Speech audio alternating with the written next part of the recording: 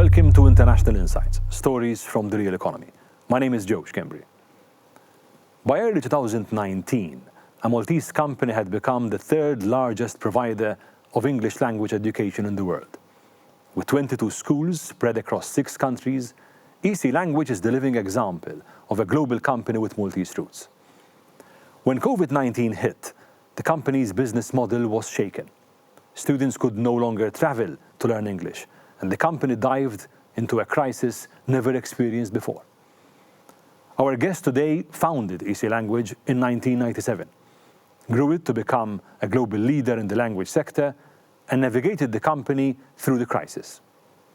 In today's episode, we focus on the crisis and how the leadership of EC Language took the tough decisions, persisted against the odds, and turned around an international company. Andrew Mangion, great to have you here on International Insights. We want to start with giving us a little bit of an appreciation of what the company was before the COVID pandemic. Well, as you know, Joe, this is a homegrown company. We started off here in Malta, and over the years we grew substantially. In 2019, we were operating 30 adult, all-year-round, full immersion language schools in 8 countries, spanning from as far east as Auckland in New Zealand, all the way to 3 schools in California, in the Western United States. We employed around almost 1,100 full-time staff with the company from all over the world, of course. And in summer, we'd take on another 600 staff that would come on to run our young learner centers, of which we had, again, almost 30 young learner centers that would pop up in the summer. And sort of a group turnover of just over 100 million in net revenue. That's really a multinational, essentially, and with head offices in Malta, essentially, no? Yes, I mean, our head offices actually spanned 3 countries. Okay. We had the largest bulk of our head office team, almost 100 staff, based in Malta. We had another head office in London and a third head office in Boston. Okay. And to your point about a multinational, we were very much a multinational, but without the size of a sort of multi-billion multinational. Yeah, absolutely. And what happened when COVID hit, essentially, to a company like yours spread all over the world with all these, complications you're mentioning? I mean, I'll just take a step back from COVID. The whole reason, or one of the reasons why we built an international company, was that if ever there was a crisis in one country, we could just pivot or divert students into other countries. So, if you had a madman in the White House, as we did have in 2016-17, you could divert students into Canada. COVID hit us almost instantaneously in every single country. And in the space of 2 weeks, between mid-March of 2020 and end of March, we had to shut down all of our schools around the world. I mean, it was a catastrophic sort of event for us. Never have we seen anything even vaguely like it. And did it hit immediately, or kind of at which point were you realizing this is something which is going to be long-term with a strategic impact on the company? Look, Joe, I think the realization spanned about 2 months. The first crisis management meeting that I called, specifically concerning COVID, was on Friday, the 24th of January, 2020.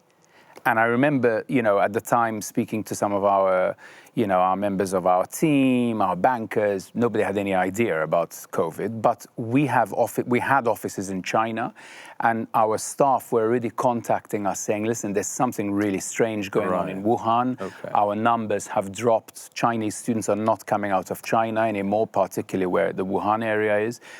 You need to look at this. So we had a crisis management meeting, and then we spent all of February modeling, potential impacts, and, constantly changing those models. By early March, it was clear that this was going to be widespread. We didn't know how long it would last, but we knew it was going to be bad. Yeah, and it affected you, I guess, because most of your model is a full immersion model where students fly in to learn English in a country. Absolutely. So I mean, we had 8 destination countries, being primarily native English-speaking countries, so the US, Canada, Australia, New Zealand, Malta, Ireland, and so on.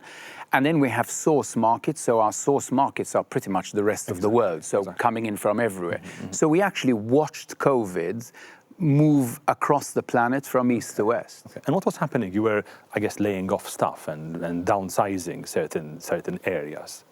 Well, I mean, obviously laying off staff misses a crucial point that came first. Okay. The first point that came was just complete shock and disbelief. Right. You know, and it took us a bit of time to sort of actually, you know, get off the ground and start doing something. I mean, not long, but the shock was, we cannot sort of, you know, gloss over what shock it was to us. But yes, I mean, we were doing everything. We were having to reduce our costs dramatically. We were having to conserve, you know, the little cash that there was. We were trying to raise funding, everything basically.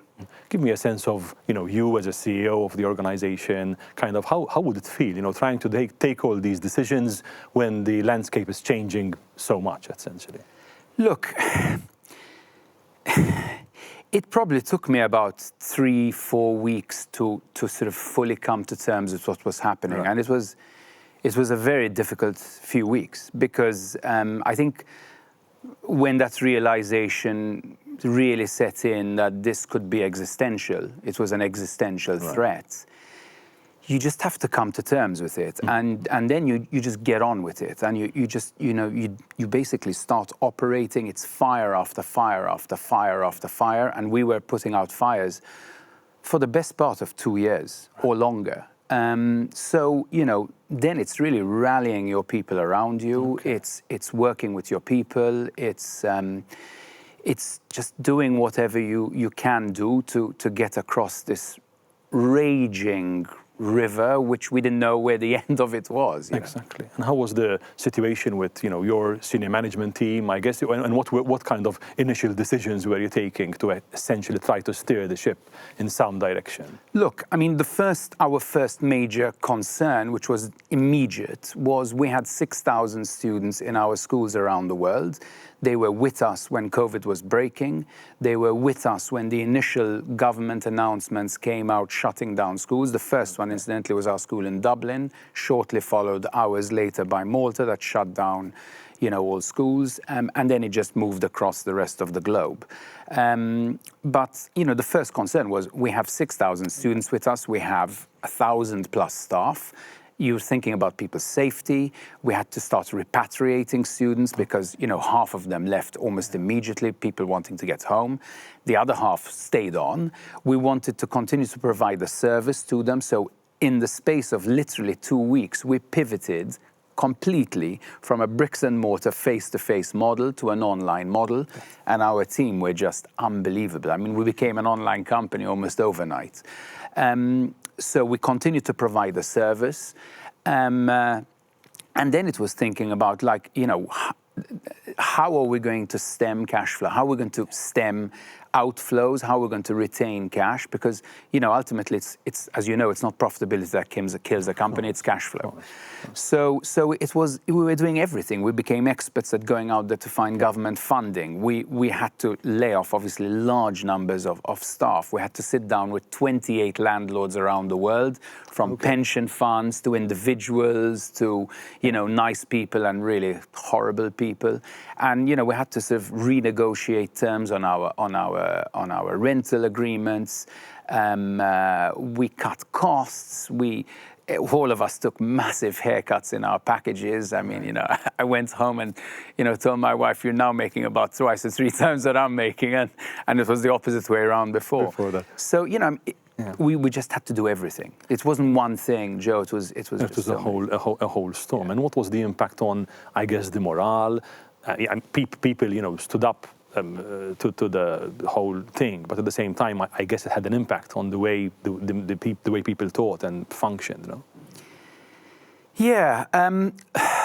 Look, the one thing we did, and I think we did well at the outset, was to communicate. Okay. I think when people go into shock, they stop communicating, which is the worst thing, because when you're not communicating, people will generally gravitate towards the worst scenarios. And all the scenarios were not good scenarios, let's be clear. But we communicated. We communicated with our senior with our executive team on a daily basis. We had weekly huddles with our boards, whereas normally we would meet quarterly, but there were weekly huddles with our boards, constantly testing for solvency, of course, because it's a big responsibility. We had weekly huddles with our complete senior management team, which was at the time, about 65, 70 people around the world. In different places? In 17 time zones. So it was communication. We communicated with our agents, we communicated with our students, and we're just telling them what we're seeing, what was happening. So that helped morale, obviously, because people felt that they had a line to you, they could speak to you, they could reach you. But I mean, we had to communicate the brutal facts, and the brutal facts were, a lot of people were going to have to step down, take unpaid leave, or lose their jobs. Exactly. There was no way of going essentially around that simple and let's remember that governments were also like deer in the headlights. It took time for governments to react and start putting out safety packages or packages to sort of help safeguard jobs and so on. So it probably took a couple of months. And in fact, one of the first countries that came out was the United States, that came out with these PPP loans, which saved us. I mean, if it wasn't for that, by the time other governments got their act together, it may have been too late. Absolutely. And, the crisis lasted 2 years or so. At which point were you? I like to think we're still coming out of it. Now, exactly. Yeah. At which point were you, somehow, finding a broad map of how to navigate the company out of it? Look, one thing I was very clear about in my mind is that nobody in living history had ever seen anything like this. Okay, so I mean, the last time there was something like this was probably just over 100 years ago, the Spanish flu. And, while I do have some mature people sitting on my board, they're not that old. They're not that old, right? So I knew that none of my team, none of my boards, none of my investors had ever seen anything like this. So we were going to be breaking new ground at every single juncture. Yeah. So I mean, it was really about, this is the analogy I use. It felt like looking at a raging torrent that was so wide you couldn't see the other shore.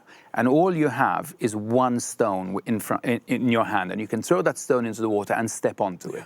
And then you have to look for something else. And that's what it felt like. Absolutely. But there were, I guess, milestones, decisions you've taken when things started finally, to look a little bit more positive. Look, the problem was this, and this is what made it so damaging as a crisis. It felt like an accordion. It became sort of what we used to call accordion economics, which was, open, close, open, close, open, close, with various waves. Right. You get this sort of feeling that things are going to get better, and they sort of start to move. But you have to remember, airlines had shut down most of the capacity. Excellent. Many countries had crazy sort of rules to be able to get into the country, if at all, or even leave their home countries. So the complexity was phenomenal. So even when you started to feel, maybe there's some good news we're coming out of this, it would get shut again because there was some new wave. Exactly. So even as recently as early this year in 2020, let me remind you, there was the Omicron variant and other variants that came after that. So this open, close was very damaging. Was there a point where you were feeling, listen, we should really rethink, and this is never going to end, and we need to kind of rethink the whole model? Look, rethink the whole model, I'd say there are two things. The first was, do we believe that full immersion is here to stay? We genuinely believe that full immersion is here to stay because we still feel it's the best way to really learn a language. There are huge swathes of the populations around the world that want to learn English because they know it's going to make their lives better, their jobs better, and so on. So we knew it was here to stay. The question was, how soon is it going to come back? Now, in the interim, we obviously pivoted into online. So we created what we called at the time EC Virtual. We're now calling it EC Live, where we had sort of thousands of students coming into that, and that's here to stay. It's a new model for us, but the reality is it was giving us a fraction of the turnover we're getting from our normal model. So I would say those first few weeks were critical, because in those first few weeks I had to come to this realization and say, are we going to throw in the towel or are we going to fight? And I decided I'd rather die fighting than give up. And so from that point on, it was clear we were going to fight this till the end. And management was following you? Management was fully behind me. It was unbelievable. I mean, I would say one of the sole things, if I had to point at one thing that saved us, it was the culture of our organization. Right. Okay. Because those people, I call them my warriors. Those people fought tooth and nail with, fractions of their packages, with doing 2 or 3 jobs to get us through this crisis. And it's that culture that's helped save the organization. And a culture which you had built, of course, over time, when things were obviously much better. But now it's kind of really tested, essentially, I guess. It was tested to the limits. Mm-hmm. I mean, the stress was, I can't even start to describe how intense the stress was. People were working round the clocks. We remember holding these meetings which were good for Los Angeles time and Auckland time. Even so finding a time meetings at 10 at night, 11 at night, 7 in the morning, 6 in the morning. People were stressed. I actually had one person that died in June of 2020 of a massive heart attack, I'm sure caused by the stress, which was terrible, getting calls from his wife to sort of say that Ricky had died. So, the stress we're all under was just phenomenal. But I guess there is some positive that came out of the whole story. Can you tell us something about that? We're here to tell the story, and that's, I think, one of the biggest positives. Look, EC is a great brand. It's a brand that's really, I'd say loved and respected around the world today. It's been built rock by rock, from a Maltese foundation, which we're really proud of. In 2019, what I didn't mention is we were one of the top 3 full immersion brands internationally. Mm-hmm. It's a great story. It's a great brand that promises things and delivers on those promises to its clients. And it's great to see that we've made it through this, and we're going to start. We're rebuilding this organization already. We've learned a lot more about teaching online as well, which we're going to continue doing. We're now venturing into new areas in virtual reality, which are really exciting. Okay. We've also learned about sort of what we want to be as a healthy organization when we come back fully. Okay. What does that mean, a healthy organization? I think, look, when you're running a multinational organization without the sort of size of Microsoft or Amazon, which, we're ultimately a small to medium-sized organization, there's a lot of complexity. And complexity with it brings cost. Of course. But it also brings wastage. And I think before we entered into this crisis, I had seen there was wastage that needed to be stopped, and we need to become more efficient. We needed to use technology more to do things, to reduce cost. So I think as we come back, I think we'll be a much healthier company. Kind of learning from that experience. Are you moving more into making technology much more central to the business today? Is that one of the outcomes? Technology is definitely going to be more central to our organization. I think that the process started some years back. It probably started about 10 years ago. But yes, it would be certainly much more central in terms of A, how we run the company, B, the sort of modalities that we use to teach. Okay. It's not just going to be a physical classroom, it will be a virtual classroom, it will be an online classroom. Absolutely. In terms of, what you've learned in this journey about, managing people, for example. A lot of our, listeners and viewers are people who are involved in international companies or interested in internationalization in some way. What would be, your advice as to what you've learned about, managing people in such a crisis situation? Be honest. Be honest. You've got to be honest, but you've also got to be. There has to be optimism. You have to have some optimism. Mm-hmm. So I was more of an optimist before the crisis. I'll be honest with you. Okay. I've become a little bit more pessimistic after going through this. But I would say surround yourself with pessimists, because you need pessimists around you. Why? Who question all the time and who doubt all say the time? It could be worse. Okay. I can tell you, in February when we started modeling, we did 3 rounds of modeling, and every time, by the time we'd finish our modeling, which would take about 2 weeks to model sort of a complex organization, news would have caught up so much that our numbers looked ludicrously positive and optimistic. They're not negative enough. Yeah. So I think you need to surround yourself with enough pessimists and make sure you're not all optimists. But you need optimism, and you need to share good news with people, because we could absolutely 100% rely on the dear media around the world to give us all the bad news. Yeah. And there was a lot of bad news, and people need to hear that there is light at the end of the tunnel. How has the crisis changed you, Andrew, as a leader of an organization of this kind of size? Look, I mean, I think I fared reasonably well as a leader on the crisis. It certainly took its toll. I think it's definitely taken its toll on me. Our friends came from places we never thought, and the people we thought maybe were friends sort of were running. The crisis tests all these things. So I think I've seen amazing things in people, positive, but I've also seen some amazing negative. And there is an element of sort of cynicism that can set in. Exactly. In a situation like that, you mean? Correct. I mean, the situation that happened in early July of 2021 in Malta, for me, is unforgivable.